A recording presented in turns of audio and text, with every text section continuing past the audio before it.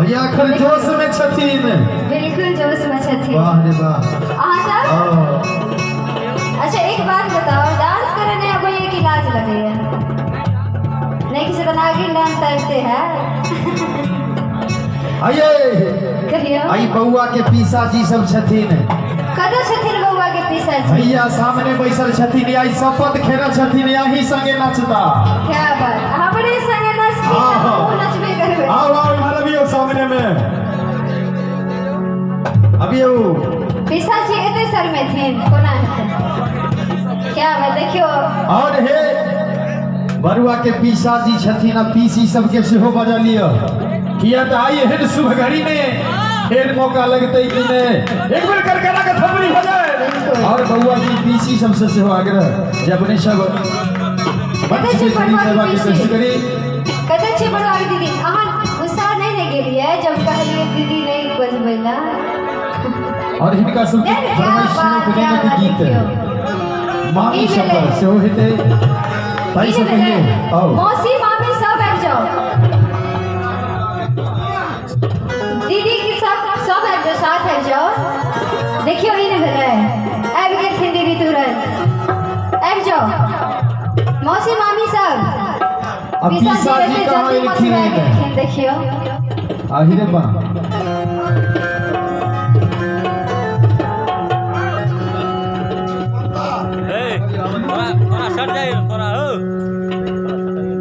दीदी कहे छथिन पीसा जी से झुमका कंगना किछु नहीं भावे अने बाबा सारी जोरा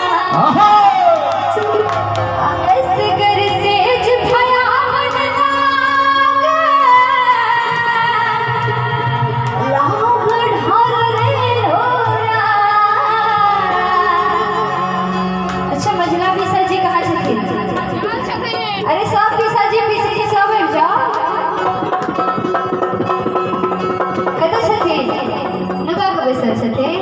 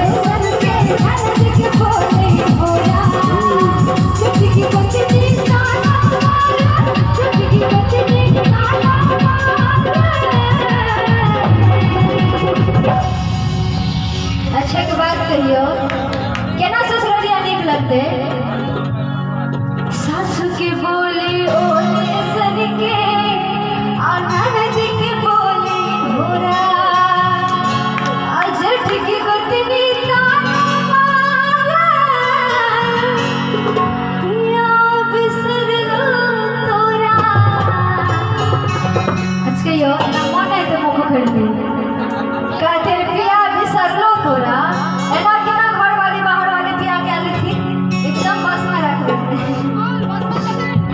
सस की बोली ओहले सन के सस की बोली बोला सस की बोली बोला सस के सस की बोली बोला कितनी कितनी ताना मारे कितनी कितनी ताना मारे कितनी कितनी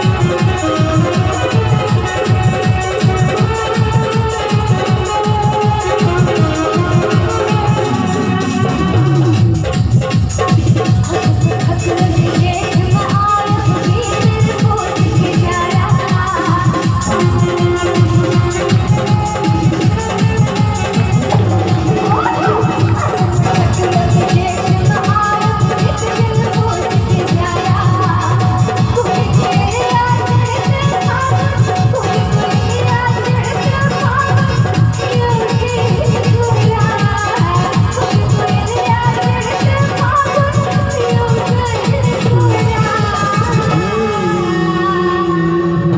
कितनी कितनी ताना डांस करे छथिन कने खराब हो जियो मतलब उठ जियो दूध के कोयलिया चढ़ते आइए ये बउआ के मामा छथिन मामा छथिन बेचारे लगले बैसे छथिन लगले उठे छथिन बुझाइया कछ मच्छी धेना छै कनी कनी एहन एगो बान दियो हिनका जे बेचारे शांत बैस जाए या तो डबल जोश में आबि जाए थे कोनो टोनी कही छह लग में किया हमका शांत कहे पड़ जाए ना बॉडी उम्र के हिसाब से जोश में हमार कैमरा के सामने में एकदम सामने आ जाओ कैमरा से लाज क्या लग रही है हां सब भैया कते सुंदर देखलिए दीदी सब एक बेर में आ गई थी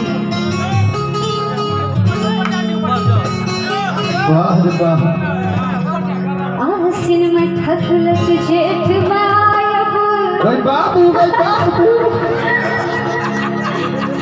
बीत गिन पूछ के जरा